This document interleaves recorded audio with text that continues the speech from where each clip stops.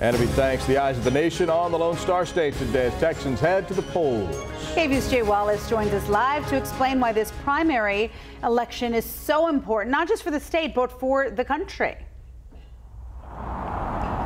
Yeah, that's absolutely right. You might notice a little something different when you head out today. Some areas on the side of the road, you'll notice some advertisement posters, and others, like here, you'll see a full-fledged sea of signs trying to get your vote. And both parties will be paying attention to these elections and this voting to see if there's any tip of the hat for how the battle to control Congress might look in November, as Texas is the first state to hold its primary elections. And it's an unprecedented period right now, as the state has seen us shatter our early voting records. More than 880,000 Texans voted early, with most of them voting for Democrats. That's different than the last primary election in 2014, when more Republicans voted early.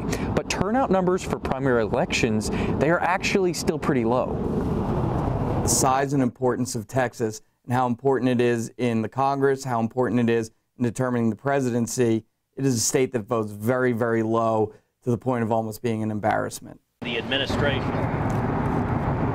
So here's what's on the ballot. U.S. Senator Ted Cruz is hoping to save his seat. So is Governor Greg Abbott and Lieutenant Governor Dan Patrick. There are several congressional seats on there as well. And in the primaries, you vote by party. And if you do want to take a second glance at that ballot or learn a little bit more about what these elections are going to look like, you can head on over to our website, kvue.com, and we have a link to check out that information. And the polls, they're going to be open from 7 to 7 tonight.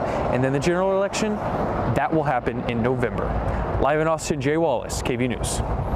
Jay Wallace in a sea of political signs this morning. 6:04 now is your time. Although Texas voter ID law remains in legal limbo, the state still requires registered voters to show one of 7 forms of photo ID. If you have one, take a look here. This is what you need to be able to vote in person. Documents that have been expired for more than 4 years will not be accepted now. Although voters 70 years old and older can use any acceptable photo ID, no matter when it expired. The Texas Secretary of State's office says this. There's also a list of what you can do if you don't have those forms of photo ID. It's all on our website. You can find that, of course, at kvue.com.